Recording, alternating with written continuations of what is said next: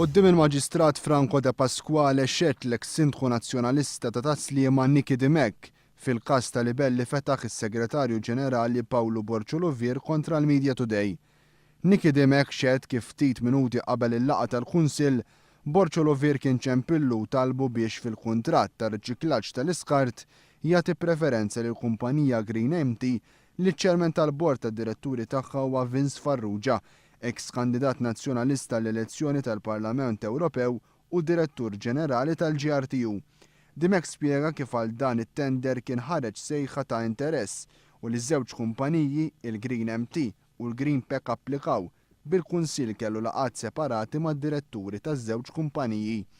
Il-kuntratt kien jobbliga lil kumpanija li tirbħu biex jonfoq 72,000 euro f'kampanja edukattiva r-residenti bilan illi twassal għal kultura ta' separazzjoni tal-iskart.